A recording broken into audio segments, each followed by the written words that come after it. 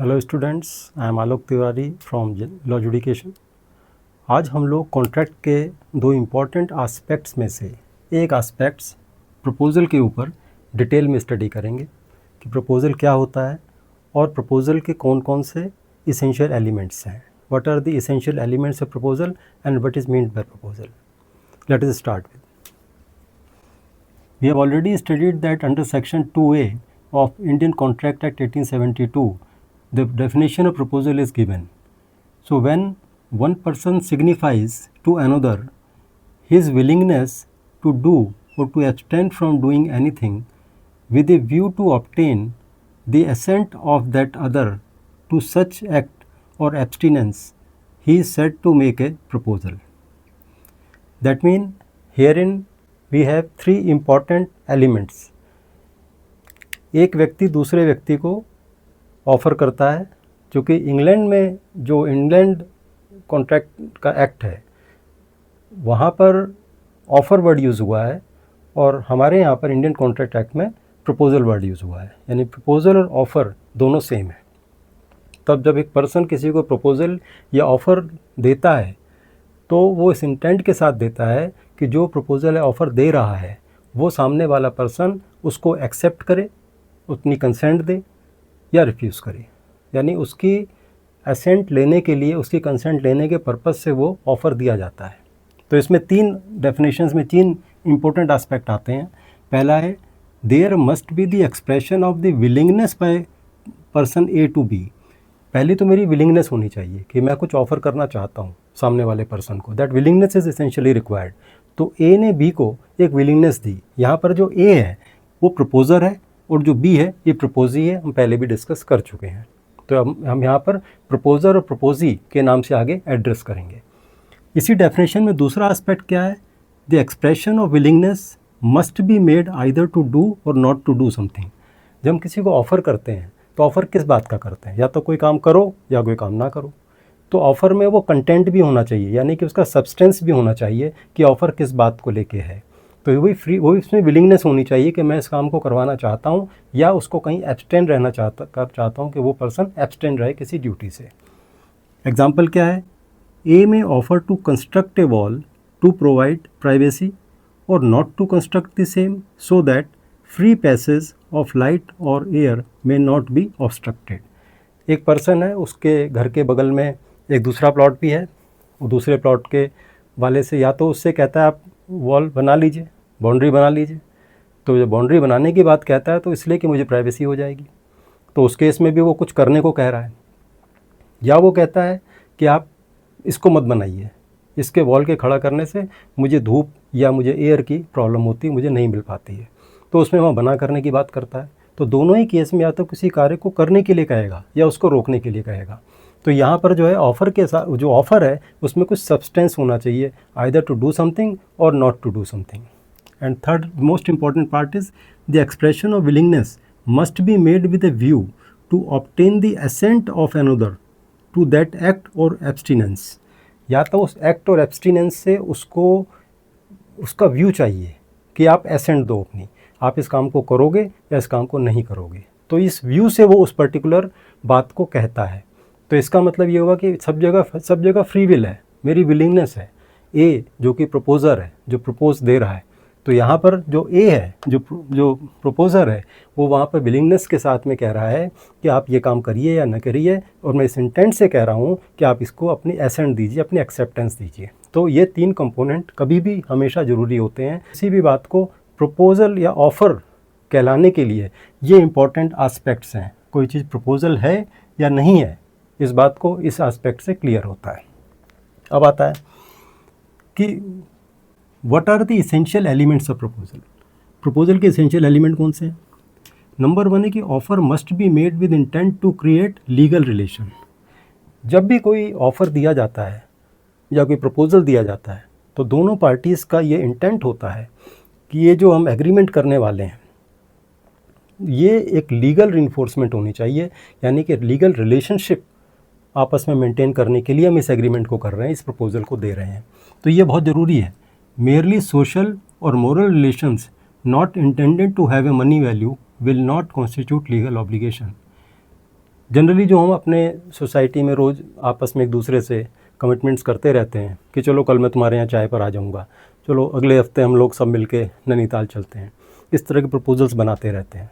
तो ये कोई कॉन्ट्रैक्ट नहीं है, ये एक सोशल ऑब्लिगेशंस हैं आपस में, जो हम एक दूसरे को फुलफ़िल करने के लिए, एक दूसरे को हैप्पी बनाने के लिए करते हैं, रिलेशंस को बढ़ाने के लिए करते हैं। लेकिन लीगल रिलेशन को बनाना, ये इस तरह के जो हमारी कॉन्वर्सेशन होती है, इसमें लीगल रिलेशन बनाने की इंटेंट नहीं होती है। जो यहाँ पर सबसे पहली चीज़ है कि offer must be made with the intent to create legal relation. जैसे ए ने बी को, एक केस था, केस लॉ, जैसे कलई हल्दर वर्सेस शेख। ए ने बी को इनवाइट किया डिनर पे, और बी जो था, B is failing to attend, वो नहीं पहुंच पाया, तो ए ने सू कर दिया बी को for the price of unconsumed food. जो कहता है कि मेरा जो खाना बनाया था मैंने, उस खाने का इतना सारा खाना मेरा वेस्ट गया है, तो अनकंज्यूम्ड फूड का तुम्हारे को मुझे पैसा देना पड़ेगा। इसके लिए वो कोर्ट में चला गया। अब जो कोर्ट है उसने क्या कहा, held that a suit must be dismissed because an invitation to dinner does not constitute an offer.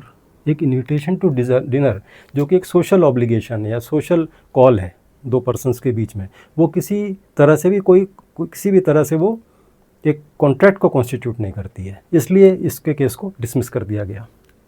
Second जो केस था, ये बेल्फोर वर्सेस बेल्फोर है। अब दोनों बेल्फोर है, डेफिनेटली एक हस्बैंड है और एक वाइफ है। वाइफ ने सू किया यहाँ पर हस्बैंड को, 1919 का केस है। इसमें हस्बैंड जो है वो सिलोन में है, वाइफ हस्बैंड दोनों इंग्लैंड जाते हैं, वहाँ वाइफ की तबीयत ख़राब हो जाती है, वाइफ वहीं रह जाती है, हस्बैंड वापस आ जाता है सिलोन, और यहाँ पर आने पर वो कहता है ठीक है मैं तुम्हें 30 पाउंड्स पर मंथ भेज दिया करूँगा। अब कुछ समय के बाद दोनों के रिलेशन स्ट्रेंड हो जाते हैं और डिवोर्स की तक की बात पहुँच जाती है। इसने पैसे देने बंद कर दिए जो 30 पाउंड के थे, तो उसने कोर्ट में इस बात के लिए गई कि जिस तरह से हम लोग अलग अलग हुए हैं और इन्होंने वादा किया था कि मेरे को 30 पाउंड्स देंगे पर मंथ, तो कोर्ट ने कहा कि ये जो आपके बीच की बातचीत है ये कॉन्ट्रैक्ट नहीं है, ये एक सोशल ऑब्लिगेशंस है एक दूसरे का, जो आप रिलेशंस को मेंटेन करने के लिए एज ए हस्बैंड वाइफ आप उसको इंश्योर कर रहे थे। तो इसके बेसिस के ऊपर आपको कोई भी रेमेडी नहीं मिल सकती, यानी वो पैसे जो इन्होंने देने का वादा किया था वो कॉन्ट्रैक्ट की फॉर्मेशन में नहीं है। तो यहाँ पर जो हमारा मेन कहना है कि वो लीगल ऑब्लिगेशन नहीं बना, यानी कि वो लीगल रिलेशन में एंटर करना नहीं चाहते थे। जिस समय गुड रिलेशंस थे उनके बीच में, उस समय एग्री हो गया था ठीक है तुम्हारे खर्चे वगैरह के लिए मैं 30 पाउंड भेज दूंगा जब तक तुम यहाँ इंग्लैंड में रहोगी। लेटर ऑन जब स्ट्रेंड हो गए रिलेशन तो उसने भेजने बंद कर दिया, क्योंकि वो जो भेज रहा था एज ए हस्बैंड भेज रहा था और उस ऑब्लिगेशन को लीगल ऑब्लिगेशन बनाने की उन दोनों की कोई भी मंशा नहीं थी। तो वहाँ कोर्ट ने उसके फेवर में डिसीजन नहीं दिया। अब दस in the case of agreement of a friendly social और डोमेस्टिक नेचर, ये समझने की बात है। अगर कोई फ्रेंडली एग्रीमेंट है, कोई सोशल एग्रीमेंट है या कोई डोमेस्टिक एग्रीमेंट है, there is a strong presumption, ये प्रिजम्पशन रहती है that the parties did not intend to create legal relation. जब भी कभी सोशल फ्रेंडली या कोई आपका डोमेस्टिक नेचर का कोई हम आपस में एक दूसरे से एक कमिटमेंट करते हैं, वो कमिटमेंट्स जो है ना इस तरह का नहीं होता है, उसमें वो फोर्स नहीं होती है कि हम उसमें कोई लीगल रिलेशनशिप बनाना चाहते हैं। On the other hand there is a strong presumption that business agreement, जो बिजनेस एग्रीमेंट्स होते हैं, are intended to create legal relation. लेकिन इस केस में भी such presumptions can be reverted by showing a, अगर उसमें क्लॉज डाल देते हैं बिजनेस एग्रीमेंट में भी कि the agreement will not subject to legal jurisdiction, आप किसी कोर्ट में नहीं जा सकते हैं, ये जो एग्रीमेंट है इसको हम किसी तरह से लीगली इन्फोर्स नहीं करा सकते हैं। या फिर ये लिखा हो कि the breach of either party will not give rise to legal right, कि किसी का लीगल राइट क्रिएट नहीं हो रहा है। अगर बिजनेस एग्रीमेंट में भी ये लिखा हुआ है तो उस केस में भी किसी को कोई एडवांटेज नहीं मिल सकता है। कॉन्ट्रैक्ट का जो एक एडवांटेज होता है कि हम कोर्ट में जाकर उसे इन्फोर्स करा सकते हैं। तो such agreement will not constitute as a contract. इस तरह के जो भी एग्रीमेंट होते हैं जो सोशल रीजंस के कारण है, या फिर वो कोई आपस में फ्रेंडली रिलेशन को बनाने के कारण से हैं, या फिर वो डोमेस्टिक नेचर के हैं, तो वहाँ पर किसी भी तरह का लीगल रिलेशन नहीं बनता है। तो मेन चीज़ होती है कि offer must be made with intent to create legal relation, कि अगर तुम उसमें वायलेशन करोगे, ब्रीच करोगे कोई पार्टी, तो दूसरी पार्टी उससे मुआवजा ले सकती है, उससे वो कॉम्पेंसेशन ले सकती है। सेकेंड एस्पेक्ट है इसका, रिक्वायरमेंट है कि mere statement of one's intention is not sufficient to constitute offer. केवल मैंने एक स्टेटमेंट दे दी, वो स्टेटमेंट अपने आप में ऑफर नहीं बन सकता। जब तक उस स्टेटमेंट के अंदर मैं इस इंटेंशन के साथ वो बात नहीं कह रहा हूँ कि मैं सामने वाले को कुछ ऑफ़र दे रहा हूँ और उसकी एसेंट मांगता हूँ या मैं उसकी अप्रूवल मांगता हूँ, उसकी एक्सेप्टेंस मांगता हूँ। मान लीजिए मैंने कहा कि मैं अपनी गाड़ी अगर कोई 2 लाख रुपए देगा तो बेच दूँगा, ये मैं बी से कह रहा हूँ। इसका मतलब ये नहीं कि मैं बी को ये कह रहा हूँ कि भाई मैं तुम्हारे को ऑफ़र दे रहा हूँ, मैं एक स्टेटमेंट दे रहा हूँ उसको कि मैं अपनी गाड़ी कोई अगर मुझे 2 लाख रुपए देगा तो बेच दूँगा, क्योंकि मैंने कोई पिन पॉइंटेड ऑफ़र उसको नहीं किया है। लेकिन अगर मैं उससे ये कहता हूँ कि भाई बी, मैं अपनी गाड़ी को 2 लाख रुपए बेचना चाहता हूँ, क्या तुम मुझसे ख़रीदने में इंटरेस्टेड हो? अगर इस तरह की बात कहता हूँ तो मैं एक ऑफ़र दे रहा हूँ उसकी मैं असेंट मांगने के लिए, उसकी एक्सेप्टेंस मांगने के लिए। तो कोई भी स्टेटमेंट अपने आप में ऑफ़र नहीं होता है जब तक कि उसमें जो ऑफ़र के इंग्रेडिएंट्स हैं वो जुड़े हुए ना हो। इसका मतलब the offer must be made with in the intention to obtain assent of another regarding the doing or not doing of a particular act. कि आप उस काम को करोगे कि नहीं करोगे, उसमें इन्वॉल्व होना चाहिए। कि अगर मैं उससे ये ऑफ़र कर रहा हूँ कि मैं 2 लाख में गाड़ी बेचना चाहता हूँ, क्या तुम खरीदोगे, तो इसका मतलब मैं उसकी एक्सेप्टेंस चाह रहा हूँ वहाँ पर कि वो उसका चीज़ जो करेगा या नहीं करेगा। एग्जाम्पल में वही कह दिया कि I intend to sell my car for 2 lakh rupees, it is a statement, and I will sell you my car for 2 lakh rupees, it is a offer. Offer statement में यानी कि एक जनरल स्टेटमेंट ऑफ़र नहीं हो सकती है, ऑफ़र के ingredients उसके अंदर होने चाहिए जिसमें उसमें विलिंगनेस होनी चाहिए कि मैं उससे एक्सेप्टेंस मांग रहा हूँ। Then third point, offer must be communicated to the offeree. It is very important. Offeree को कम्युनिकेट होना बहुत ज़रूरी है। अगर उसको बताया नहीं गया है प्रॉपर माध्यम से तो उसको ऑफ़र नहीं कहा जाएगा। क्या कह रहे हैं? क्योंकि इस डेफिनेशन के अंदर एक वर्ड यूज़ हुआ है सिग्निफाइज। ये जो वर्ड सिग्निफाइज है, सिग्निफाइज का मतलब यहाँ पर है कि कम्युनिकेट करना, यानी कि when one person communicates to another, when one person signifies to another, that means when one person communicates to another, दूसरे को बताता है कि the definition of offer lays stress upon the requirement that the willingness to make an offer should be signified। उसको बताना है, communicate करना है। Here signified means that the offer should be communicated to the offeree, otherwise how he should know that you have an offer of him. उसके लिए कोई offer है आपके पास, ये कैसे पता लगेगा अगर आपने उसे बताया ही नहीं है? तो यहाँ पर जो डेफिनेशन में दिया है कि when one person signifies to another, that mean when one person pointed out to another, when one person communicated to another, भाई मेरा ये ऑफ़र है। तो इसलिए ये बहुत इंपॉर्टेंट है, उसके कम्युनिकेशन ज़रूर होना चाहिए। जैसे ए में एग्जाम्पल देते हैं कि A writes a letter to B offering to sell his house for ₹50 lakhs, but never post this letter to B, it is not an offer. उसने अपने एक लेटर लिखा बी को और उसने बताया कि भाई ये मेरा मकान है, इतना एरिया है, इस सब है, इतने पे बेचना चाहता हूँ, अगर तुम इंटरेस्टेड हो तो मैं तुम्हें बेच सकता हूँ। लेकिन लेटर को पोस्ट नहीं करता है। जब उसने बी को कम्युनिकेट ही नहीं किया तो ऑफ़र नहीं है वो जस्ट एक पीस ऑफ पेपर है जो उसने अपनी मर्ज़ी से लिखा और अपनी जेब में रख लिया। तो इसके बाद में ये बहुत ज़रूरी हो जाता है कि ऑफ़र के बारे में ये जानना कि कम्युनिकेशन बहुत ज़रूरी है। हालांकि जो नेक्स्ट पॉइंट है वो कम्युनिकेशन से ही रिलेटेड है, लेकिन इसका एस्पेक्ट चेंज हो गया है। एस्पेक्ट कैसे चेंज हुआ? चौथा पॉइंट है कि the offeree must have knowledge of the offer at the time of its acceptance.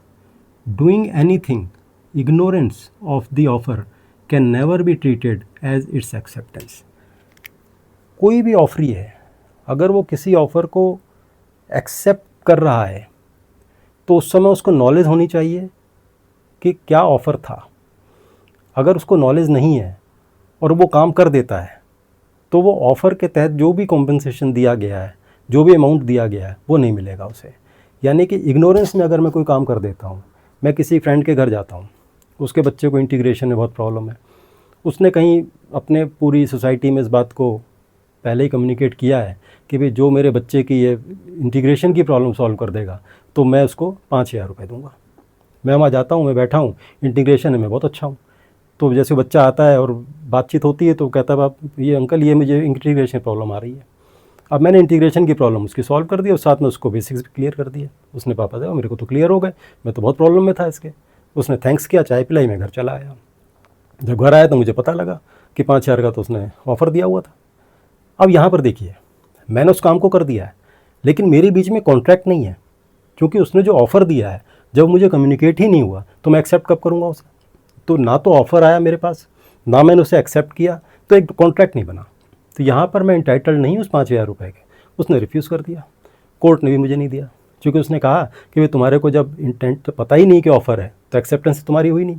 जब कॉन्ट्रैक्ट के अंदर ही तो तुम कोई अमाउंट ले सकते हो किसी से, अगर कॉन्ट्रैक्ट बना ही नहीं तो अमाउंट कैसे ले सकते हो?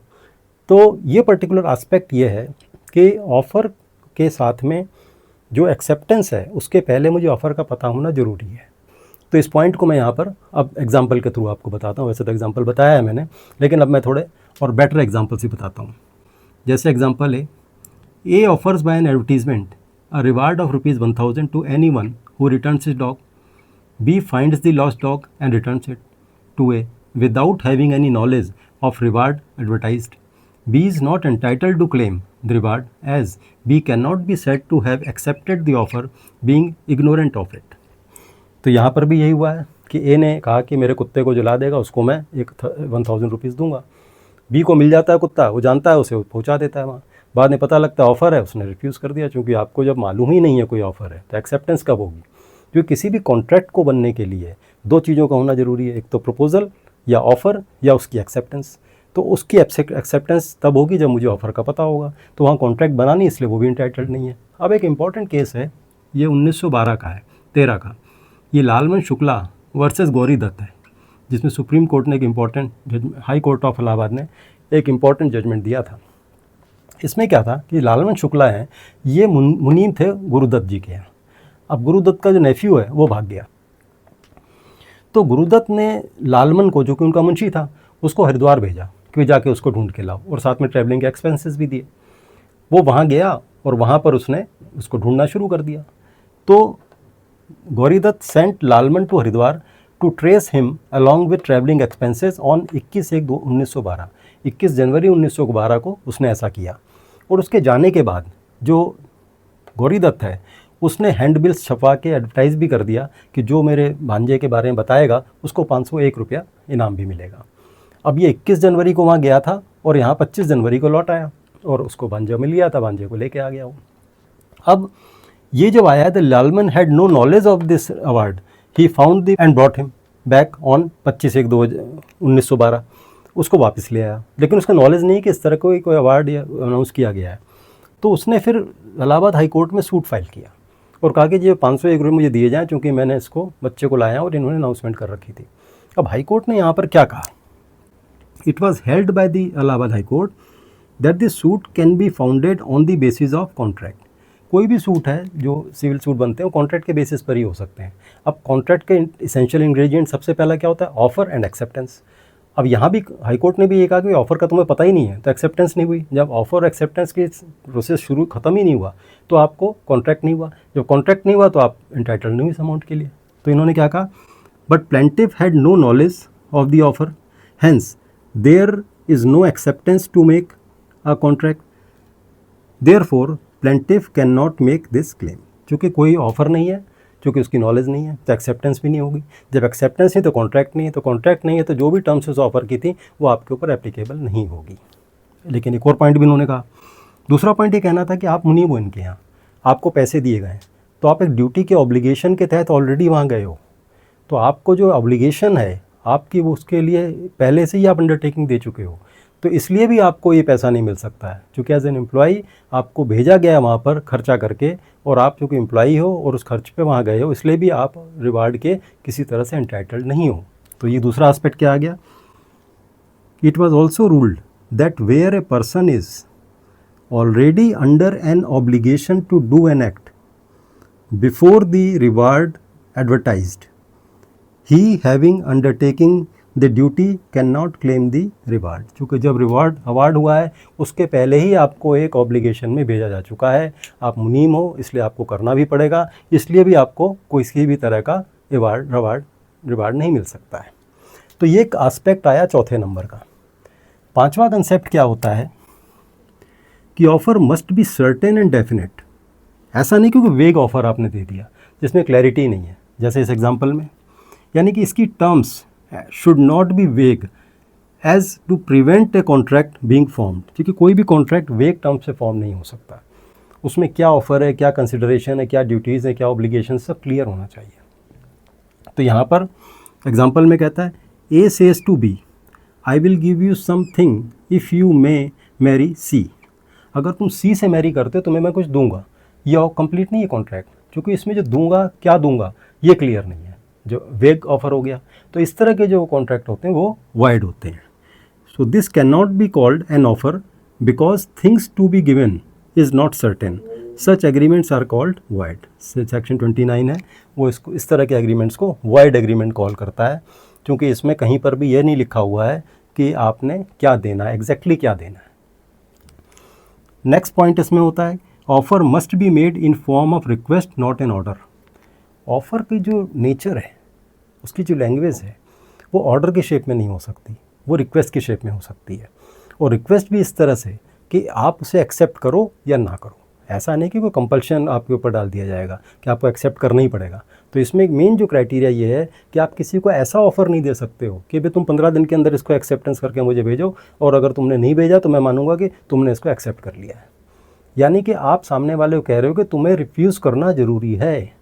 If I have given you some offer, then on your part it is essentially required to refuse it. Otherwise, after 15 days, I will presume that this offer is accepted. So this sort of affair cannot be made in a making of contract. So क्या कह रहे हैं? The proposer cannot impose on the proposee the burden of expressly refusing an offer by saying that he will acceptance if he receives no answer within a prescribed time। यानी वो इसको ये कह रहा है कि मैं एक्सेप्टेंस मान लूँगा अगर तुमने एक प्रिस्क्राइब टाइम में इसको रिफ्यूज़ नहीं किया। यानी मैं तुम्हारे पे बर्डन डाल रहा हूँ कि तुम रिफ्यूज़ तो तुम्हें करना पड़ेगा। तो ये चीज़ नहीं चल पाएगी, ये ऑफ़र की जो उसकी जो एसेंशियल एलिमेंट्स हैं उसमें ये नहीं आता है। जैसे केस आ गया, जैसे फेल्ट हाउस वर्सेस बिंडली 1862 है। इसमें कि mental acceptance is no acceptance. मान लीजिए मैंने मन में सोच लिया कि भाई ठीक है चलो मैं इसको मान लेता हूँ, लेकिन कम्युनिकेट नहीं किया। अगर मैं एक्सेप्टेंस मन में सोच लिया है और सामने वाले कम्युनिकेट नहीं किया है तो वहाँ पर वो कॉन्ट्रैक्ट नहीं बना। और ऐसे केस में मैं उससे बाद में जाके क्लेम करने लगूँ कि भाई तुमने काम तो मुझे देना चाहिए था, क्योंकि मैंने तो सोच लिया था कि मैं ये काम करूँगा तुम्हारा। तो ये दोनों तरफ से है कि कोई भी ऑफ़र जो मन में सोच लिया जाए कि हाँ भाई ये एक्सेप्टेंस हो गई, दोनों पार्ट पर है। अगर ए एक्सेप्ट कर सोचे मन में कि बी ने 15 दिन हो गए जवाब नहीं दिया, चलो इसका मतलब बी काम करेगा, मैं मन में इस बात को सोच लेता हूँ, तो जो मेंटल एक्सेप्टेंस है वो एक्सेप्टेंस नहीं होती है। इसके अलावा एक और केस लॉ है, इन भगवान दास एंड गिरधारी लाल कंपनी के केस में सुप्रीम कोर्ट ने एक इम्पॉर्टेंट पॉइंट कही थे जिस पर गया था कि the offeror of cannot impose upon the offeree an obligation to accept nor proclaim that silence of the offeree shall be deemed consent। अगर वो साइलेंट है तो उसको डीम्ड कंसेप्ट नहीं माना जा सकता, ऐसा कोई भी ऑफरर नहीं कर सकता है ऑफरी के ऊपर। एंड इसके अलावा क्या कह रहा है, being the result of a contract, being the result of an offer made by one party and acceptance of the very offer by the other party, acceptance of the offer and its intimation by some external manifestation which the law regarded as sufficient is necessary। दो तीन बातें इसने बहुत clarity से बोली हैं इस judgement में। एक ऑफ़र होगा जो ऑफरर देगा, ऑफरी के पास वो ऑफ़र पहुँचेगा, प्रॉपरली कम्युनिकेट होना ज़रूरी है, ऑफरी उसको अंडरस्टैंड करेगा। उसके बाद अगर ऑफरी को वो ऑफ़र एक्सेप्ट है तो वो उस चीज़ की किसी भी मीन्स से उसको इन्फॉर्मेशन भेजेगा, चाहे वर्बल भेजे, चाहे राइटिंग में भेजे, चाहे कोई और तरीके से उसको समझाए, बताए कि हाँ जी मुझे ये अब आपका जो ऑफ़र एक्सेप्टेबल है। तो यानी कि इसमें कई कंपोनेंट्स आ गए कि ऑफ़र का देना, ऑफ़र का एक्सेप्ट करना, और एक्सेप्टेंस का कम्युनिकेशन भी ऑफरर के पास आना चाहिए ऑफरी की तरफ से। जब तक ये कंपोनेंट्स पूरे नहीं होंगे तो भगवान दास वाले मैटर में इन्होंने इस पर्टिकुलर पॉइंट को बताया कि जो एक्सेप्टेंस है वो बहुत ज़रूरी है और एक्सेप्टेंस की इन्फॉर्मेशन देना भी बहुत ज़रूरी है। तो यहाँ पर जो बोला है कि offeror must made in the form of request not an order, कि मैं केवल ऑफ़र दे रहा हूँ, उस रिक्वेस्ट के साथ में आप इसको देख लीजिए, पढ़ लीजिए, अगर आपको समझ आए तो आप मुझे रिटर्न करिएगा। जब वो रिटर्न में राइटिंग में या किसी भी थ्रू किसी भी मैसेज से आपके पास आता है ऑफरर के पास कि हाँ जी उन्होंने एग्री हैं, तब हम कॉन्ट्रैक्ट में एंटर हो सकते हैं, अदरवाइज़ नहीं। इसके साथ में क्या बोला, सुप्रीम कोर्ट ने इसी मैटर के अंदर फर्दर भी बताया कि there must be intent to accept and some external manifestation of the intent by speech, writing or other act, and acceptance must be communicated to the offerer unless he has waived such intimation or the course of negotiation implies or an agreement to the contrary। यानी बहुत clarity आ गई इसमें कि offeror जब तक offeree की तरफ से रिटर्न में, स्पीच की फॉर्म में या किसी और तरह से कम्युनिकेशन नहीं प्राप्त करता है कि उसने उसका ऑफ़र एक्सेप्ट कर लिया है, तब तक कोई कॉन्ट्रैक्ट नहीं बन सकता है। अदरवाइज़ अनलेस किसी मैटर में इस बात को उन्होंने एग्री कर लिया है कि भाई मेरे को रिटर्न कम्युनिकेशन की ज़रूरत नहीं है, आपने मुझे फ़ोन कर दिया या उसके थ्रू मेरे पास मैसेज आ गया, मैं उसी को एग्री हूँ। और किसी भी तरह या फिर मैं नेगोशिएशन के समय इस बात का हमारे बीच में अंडरस्टैंडिंग हो गई कि ठीक है अभी ये नेगोशिएशन की वैल्यू हमने से एग्री कर लिया, यानी अब कोई ज़रूरत नहीं है कि अलग से कोई ऑफरी की तरफ से कोई मैसेज आएगा। तो इसका मतलब एक जो इम्पोर्टेंट एस्पेक्ट है कि जो ऑफरर है वो कभी भी ऑफरी को ऑर्डर नहीं कर सकता या ये नहीं कह सकता कि 15 दिन में आपको देना है मुझे जवाब, ये नहीं कर सकता। तो एक इम्पॉर्टेंट एस्पेक्ट हमने इसके अंदर कवर किया। अब इससे रिलेटेड कुछ और एस्पेक्ट भी हैं जो इसकी एसेंशियल एलिमेंट्स में है, वो हम इसके आगे कंटिन्यू करते हैं। और उसके पहले एक और जो बात इसमें है, offer is a conditional promise, the proposer makes a conditional promises that he will fulfil his promise provided his proposal is accepted. A casual inquiry does not constitute an offer. इसी के कंटिन्यूशन में ही है कि कोई भी offer होता है वो कंडीशनल होता है। अगर तुम उसे एक्सेप्ट करोगे तब कॉन्ट्रैक्ट का शेप लेगा, अगर तुम एक्सेप्ट नहीं करोगे तो भाई ये कोई कॉन्ट्रैक्ट नहीं बनेगा। यानी कंडीशनल इसलिए कहा जा रहा है कि ऐसा नहीं कि मैं बी से बंध गया, मैं सी डी ई 4 लोगों को और भी कह रहा हूँ, अगर उसमें से ई पहले मेरे पास आ जाता है तो उससे मेरा कॉन्ट्रैक्ट हो गया, तो ए मुझे कंपेल नहीं कर सकता फिर भाई आपने उसे क्यों बेच दी, मुझे खरीदनी थी आपसे गाड़ी, भाई आप टाइम पर आए नहीं, मैंने तो और 4 लोगों से कहा हुआ था। तो जिसकी तरफ से एक्सेप्टेंस मुझे आ जाएगी मैं उसको सेल कर दूँगा। अब इसके बाद में हम इसके और क्या एसेंशियल एलिमेंट्स हैं उन पर बात करते हैं। तो स्टूडेंट्स, जो एसेंशियल एलिमेंट्स ऑफ प्रपोजल हैं उनके बाकी के जो एलिमेंट्स हैं उनको डिस्कस करते हैं। 7th is invitation of offer is not the same thing as offer itself. There is one thing that is invitation to offer and another thing is offer. Invitation of offer is not the same thing which is offer. Generally आप देखते हैं कि newspapers वगैरह में tenders निकलते हैं, different government organisations कुछ काम करवाना चाहती हैं या कुछ इस तरह के ऑक्शंस के कुछ नोटिसेस निकलते हैं, तो वो सारे जो है ऑफ़र नहीं है, वो जनरल पब्लिक को बताया जा रहा है, अपनी इन्फॉर्मेशन को कन्वे कर रहा है कि भाई दिस एंड दिस आइटम है जो कि मुझे कंस्ट्रक्ट कराना है, तो जो भी लोएस्ट बिडर होगा उसका स्पेसिफिकेशन उसे मेंशन कर दिया, जो भी लोएस्ट बिडर होगा उसको काम ऑफ़र कर दिया जाएगा। तो ये वो ऑफ़र नहीं है। Invitation to offer is different from offer. क्योंकि हम जो डेफिनेशन में प्रपोजल में पढ़ा है या ऑफ़र में पढ़ा है, वो पढ़ा है कि उसकी विलिंगनेस जो वो एक्सप्रेस करता है किसी दूसरे पर्सन को कि भाई ये काम मुझे कराना है, आप करने में इंटरेस्टेड हो क्या, वो तो ऑफ़र है। लेकिन यहाँ पर वो पब्लिक इन जनरल एक ऑफ़र कर रहा है सारी पब्लिक से कि जो उसमें लोएस्ट बिडर होगा या जिसको भी सूटेबल समझेगा उससे वो काम कराएगा। अगर कोई भी व्यक्ति पहुँच जाता है गवर्नमेंट और एजेंसी में कि ठीक है जी मैं एक्सेप्ट कर रहा हूँ उस टेंडर को, वो फिर वो एक्सेप्टेंस नहीं होगी, क्योंकि ये invitation to offer is not an offer. तो इसको हम एक्सप्लेन करते हैं कैसे इसको बताया गया कि it is not an offer. Here the object of the invitation Here the object of the invitation is merely to circulate information that he is willing to open negotiation with him on given terms। उसमें कुछ terms भी mention की होती हैं कि in terms and conditions पे आके आप अपना काम ले सकते हैं। तो वहाँ पे नेगोशिएशन का आएगा कि आप नेगोशिएट करिए आप, क्योंकि जो ऑफ़र होता है उसमें तो ऑफ़र कर दिया कि मैं अपनी गाड़ी 2 लाख रुपए बेचना चाहता हूँ, आपको एक्सेप्टेबल है तो आप आ जाइए, अगर उसे एक्सेप्टेबल नहीं होगा तो वो नेगोशिएट करेगा। तो यहाँ पर जो ए है वो खुद कह रहा है कि आपको मैं काम करवाना चाहता हूँ, आप बताइए, आपसे रेट मांग रहा है कि आप बताइए कि कितने रेट पे आप करेंगे, फिर उसे जो समझ में आएगी नेगोशिएट करेगा। तो यहाँ वो इन्फॉर्मेशन को जस्ट सर्कुलेट कर रहा है। तो इन्विटेशन टू ऑफ़र जो है वो केवल merely a circulate information that he is willing to open negotiation with him on given terms.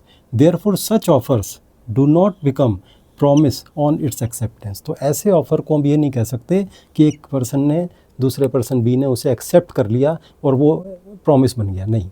उसके बीच के प्रोसीजर्स होंगे, जो भी कोई लेट डाउन टर्म्स कंडीशंस होंगी वो फॉलो करना पड़ेगा, तब उसको प्रॉमिस बनाया जाएगा। देन केस लॉ क्या है, जैसे हार्वे वर्सेस फेसी। इसमें क्या हुआ कि हार्वे ने फेसी के ऊपर केस किया, यानी Harvey is plaintiff and facie is defendant. Plaintiff ने एक टेलीग्राफ दिया डिफेंडेंट को, उसमें 2 क्वेश्चन पूछे। पहला कहा will you sell up Bumper Hall Pen, और दूसरा क्वेश्चन था टेलीग्राफ लोएस्ट कैश प्राइस। उसके बाद बम्पर हॉल पेन था, जो डिफेंडेंट है मिस्टर फेसी जो है, तो उसने हार्वे ने उससे पूछा कि या क्या विलिंग है इसको बेचने में, और दूसरी बात पूछी कि जो लोएस्ट प्राइस है वो आप टेलीग्राफ कर दीजिए। इसके रिप्लाई में डिफेंडेंट ने रिप्लाई क्या किया, lowest price for Bumper Hall Pen is 900 pounds. 900 pounds उसने बताया कि इतने कम है, ये इसका लोएस्ट प्राइस है, बाकी और कोई जवाब नहीं दिया।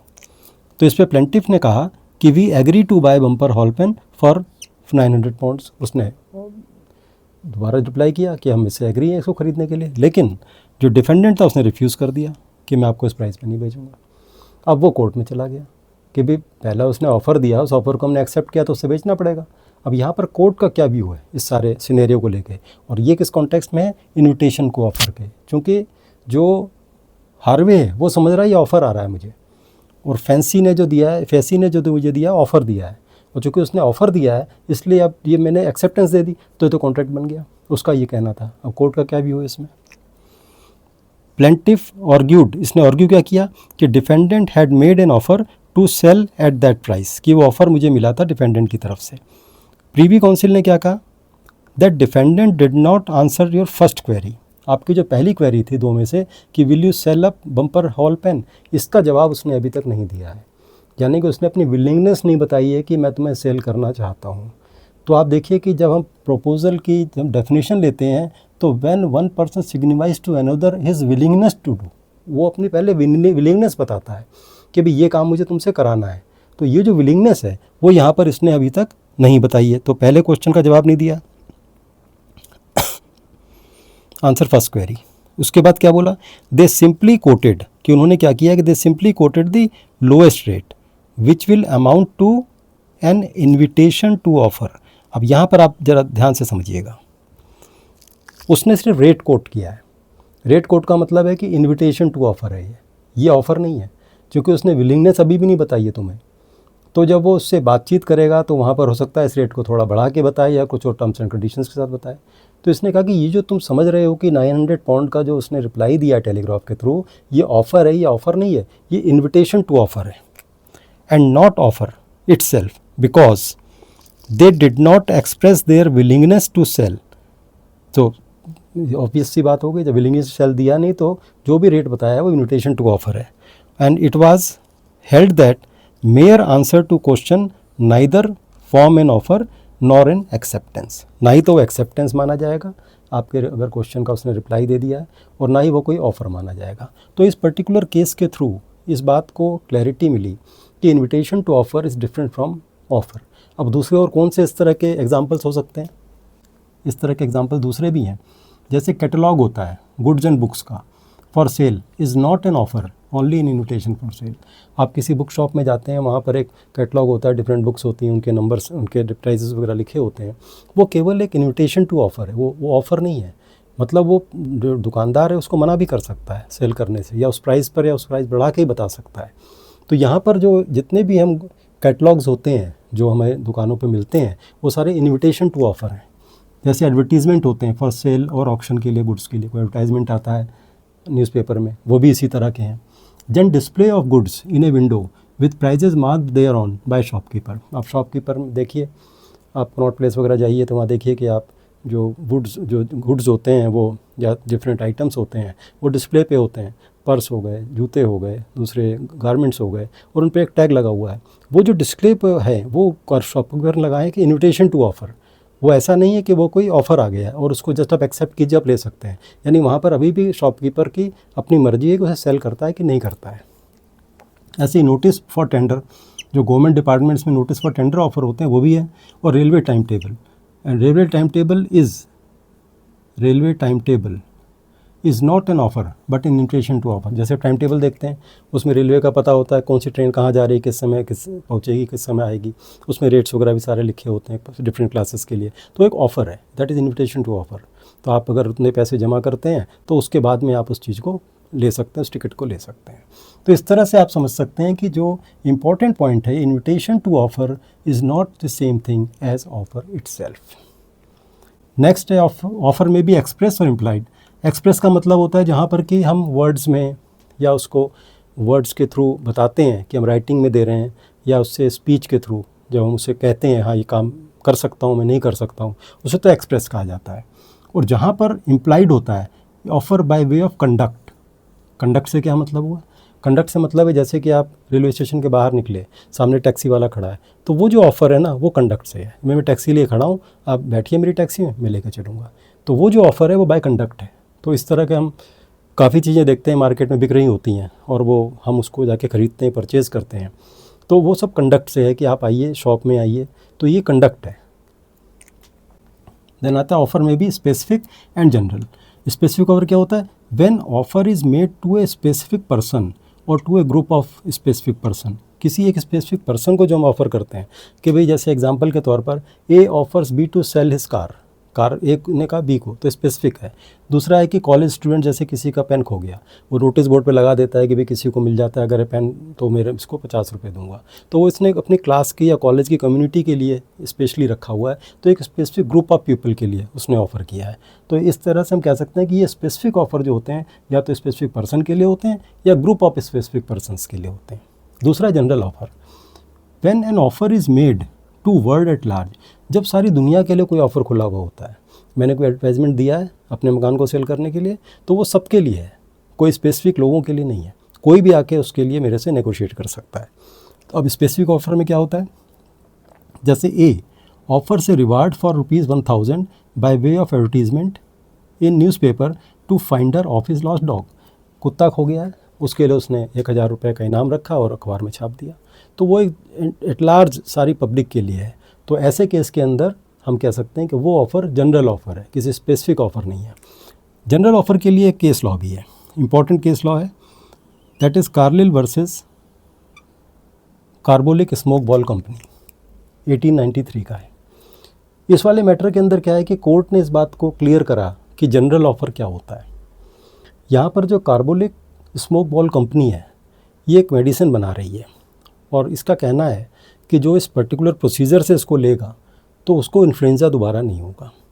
तो यहाँ पर जो मिसेस कार्ली, हाँ अगर वो नहीं होगा, अगर उसे हो जाता है तो एक ऑफ़र करते हैं कि भाई हम उसे 100 पाउंड्स देंगे अगर किसी को उसके बाद भी हो जाता है। और इस एडवर्टाइजमेंट में एक बात और लिखी होती है कि लोगों को कॉन्फिडेंस रहे, तो उन्होंने कहा कि हमने सर्टेन अमाउंट से 1000 पाउंड हमने बैंक में भी जमा करा दिए इसी पर्पज़ के लिए। अब ऐसे में जो कार्लिल मिसेस कार्लिल हैं, ये उसे परचेज़ करती हैं और उसी इंस्ट्रक्शंस के हिसाब से उसको यूज़ करती हैं, लेकिन उनको फिर से इन्फ्लुएंजा हो जाता है। तो वो उस कंपनी को पास जाती हैं और कहती हैं मुझे $100 दीजिए। तो कंपनी कहती है नहीं ऐसा नहीं है, वो तो हमने कोई सीरियस नहीं था इतना, और कोई आपसे हमारा कॉन्ट्रैक्ट थोड़ी ना है किसी तरह का, कोई पर्सनली आपने एक्सेप्टेंस तो दी नहीं है हमारे को आके कि मैं एक्सेप्ट कर रही हूँ और इसको हम ऐसे कर रहे हैं, ऐसा तो कुछ था नहीं। वो तो जनरल ऑफ़र था और उसको इतना सीरियसली लेने की ज़रूरत नहीं है। अब कोर्ट के पास जब वो गई हैं तो कोर्ट ने किस तरह से उसको इंटरप्रेट किया है और किस तरह से उनको $100 दिलवाए हैं। देखिए, court held that in case of an offer by an advertisement the offer should be deemed to have been made to anybody of the world who performs the conditions of the offer। जो advertisement के through offer होता है वो सारे संसार के लिए होता है। सिर्फ बात ये होती है कि उसमें जो कंडीशन दी है उसको परफॉर्म करना ज़रूरी है उस पर्सन के लिए, यानी जैसे ऑथराइज शॉप से उस पर्टिकुलर मेडिसिन को लेना, उसके जो आपके रिसीट मिली है उसको संभालना, और जो प्रोसीजर लेट डाउन है उसके हिसाब से उसको यूज़ करना। ये कुछ चीज़ें ज़रूरी हैं जो कि उसे फॉलो करनी है। लेकिन जो ऑफ़र है वो जनरल है, पूरे वर्ल्ड के लिए है, तो उसमें वहाँ पर कोई स्पेसिफिक एक्सेप्टेंस की ज़रूरत नहीं है कि जो मिसेस कार्लिल हैं वो इस एक्सेप्टेंस करें उसके पास जाके।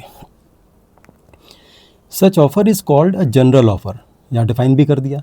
And the plaintiff is fully entitled to claim $100 pounds since she caught influenza even after using the smoke balls as per company's instructions.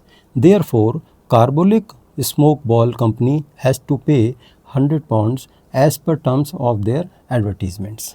इसके अलावा एक और बात भी थी, उन्होंने कहा था सीरियस नहीं है, कहते सीरियसनेस तो है इसमें, क्योंकि जब आप ये कह रहे हैं कि आपने 1000 पाउंड बैंक में जमा करा दिए हैं तो कोई भी जो परचेज़र होगा वो तो सीरियस मानेगा इसे। जब आपने एक होता केवल 100 पाउंड्स हम देंगे आपको, इसके आगे आप कुछ नहीं लिखते, तो एक बार को मानते कि चलिए आप कह रहे हैं सीरियस नहीं है, यहाँ तो आपने फर्दर इसको ऑथेंटिक बनाने के लिए आपने पैसे भी जमा कराए हैं। तो ये कहा जा सकता है कि जो जनरल ऑफ़र होता है, जितने भी एडवर्टीजमेंट्स होते हैं, ये सब जनरल ऑफ़र होता है और हर एक व्यक्ति उसको यूज़ कर सकता है। देन आता है ऑफ़र में भी पॉजिटिव और नेगेटिव। वो ऑफ़र जिसमें कि हम किसी काम को करने की बात कहते हैं वो पॉजिटिव ऑफ़र है, और जिसमें किसी काम को हम रोकने की बात करते हैं उसको नेगेटिव ऑफ़र कहा जाएगा। तो यहाँ पर डूइंग ए पर्टिकुलर वर्क होता है और यहाँ पर for not doing a particular work होता है। जैसे एग्जांपल में दिया है कि हस्बैंड ने ऑफ़र किया वाइफ को 5000 रुपीज़ कि तुम कोर्ट में जाके मेंटेनेंस के लिए केस फाइल मत करो। तो ऐसे केस में चूँकि वो मना कर रहा है उसे कि आप मेंटेनेंस के लिए केस फाइल मत कीजिए, तो ऐसे केस में वो नेगेटिव ऑफ़र कहेगा हस्बैंड ऑफर्स ₹5000 पर month to his wife for not filing a suit in court for maintenance allowance. तो एक चीज़ को रोकना, किसी काम को करने से रोकना, that is negative offer. Then 11 type का ऑफ़र होता है कि ऑफ़र में ये टाइप नहीं है, यहाँ पर है कि ऑफ़र में भी रिवोक्ड एनी टाइम, उसको रिवोक किया जा सकता है बिफोर इट्स एक्सेप्टेंस। अगर सामने वाली पार्टी ने उसे एक्सेप्ट नहीं किया है तो उसके पहले वो उसे रिवोक किया जा सकता है। इवन आपने कोई ड्यूरेशन भी दी है अगर उसे एक्सेप्टेंस के लिए, उस ड्यूरेशन के बीच में भी आप उसे रिवोक कर सकते हो। जैसे इन स्टीवेंसन एंड MC लीन, ये जो पर्टिकुलर केस था इसके अंदर 1888 में कहा गया था, इसमें क्या था, A offer to sell his house to B for cash of 25,000 given 15 days time for acceptance. A ने रिवोक कर दिया ये proposal even before expiry of 15 days। So B filed the suit against A. Now court held that A was entitled to revoke his offer before the expiry of 15 days as it was not supported by consideration.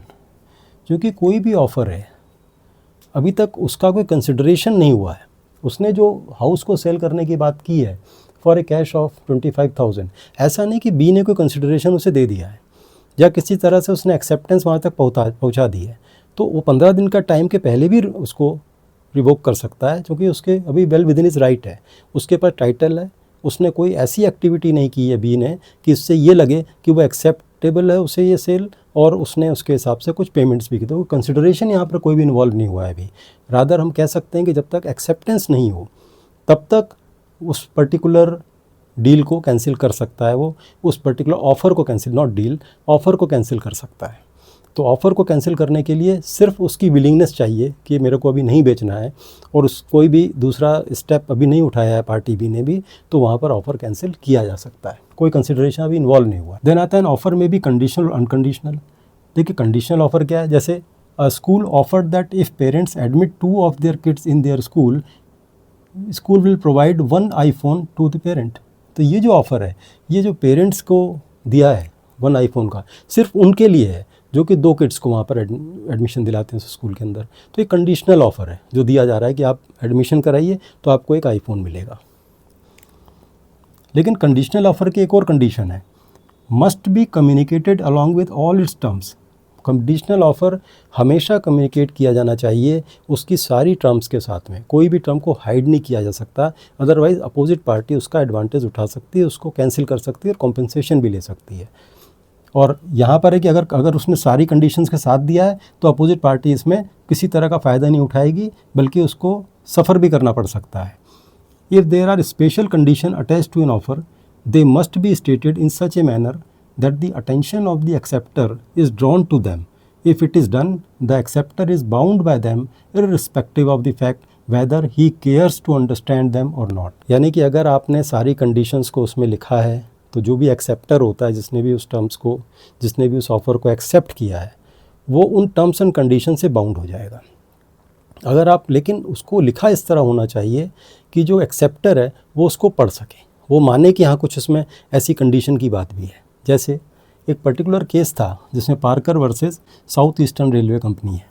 इसने ए ने purchase किया एक ticket from railway company. It was printed on front, उसके ऊपर के page पे ही लिखा हुआ था, क्या लिखा था कि फॉर कंडीशन सी बैक, कि आप कंडीशंस के लिए पीछे पलट के देखिए। ये जो कभी इस बात को उसने देखा नहीं पीछे क्या लिखा है, उसका कारण ये था कि वो फ्रेंच में लिखा था और ए जो है उसको रीड नहीं कर सकता था। कोर्ट ने हेल्ड किया कि ए was bound by the conditions, चाहे वो उस लैंग्वेज को पढ़ता है, जानता है, नहीं जानता है, इसकी बात। प्रश्न ये है कि जो रेलवे कंपनी है, क्या उसने इस बात की केयर की कि उस टिकट के फ्रंट में लिखा कि जो टर्म्स एंड कंडीशंस हैं वो आप पीछे देखिए। जैसे कई बार आप देखते हैं कुछ ऑफर्स पे लिखा है टर्म्स एंड कंडीशंस अप्लाई, जब उस बात को लिख देते हैं और साथ में टर्म्स कंडीशन भी दे देते हैं, तो अगर आप उसे नहीं पढ़ते हैं और उसके बाद में उस ऑफ़र को एक्सेप्ट कर लेते हैं, तो उसके जो भी कॉन्सिक्वेंसेज हैं उन टर्म्स कंडीशंस के कारण से वो आपको फेस करने पड़ेंगे। तो यहाँ पर भी उसने रेलवे का टिकट लिया, पीछे की कंडीशंस नहीं देखी, उन कंडीशंस को नहीं देखने के कारण, चाहे वो फ्रेंच नहीं जानता है, कंसर्न ये नहीं है, कंसर्न ये है कि क्या कंपनी ने वहाँ पर प्रोवाइड किया था, कंपनी ने प्रोवाइड किया था, और आप या तो फ्रेंच जानते, उसको पूछते, आपने कुछ एफर्ट्स करते। अगर आप करते तो उसके पीछे लिखी कंडीशन के कारण से आपने वायलेशन किया उन कंडीशंस का, तो आपको पेनल्टी देनी पड़ी। तो वहाँ पर है कि मैं कंडीशन पढ़ नहीं सकता हूँ, इससे कोर्ट को नहीं मतलब है।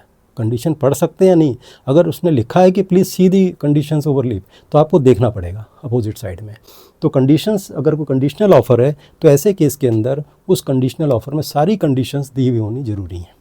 इस तरह से हम देख रहे हैं कि जो प्रपोज़ल है इसके कंसेप्ट को हमने डिटेल में जाके हर एक एस्पेक्ट्स को देख के समझ के आज कंप्लीट किया है। अब नेक्स्ट क्लास में हम लोग एक्सेप्टेंस को लेंगे, उसके एसेंशियल फीचर्स, एक्सेप्टेंस की डेफिनेशन, और फिर एक्सेप्टेंस और प्रपोज़ल को आपस में मिक्स करेंगे। Thank you.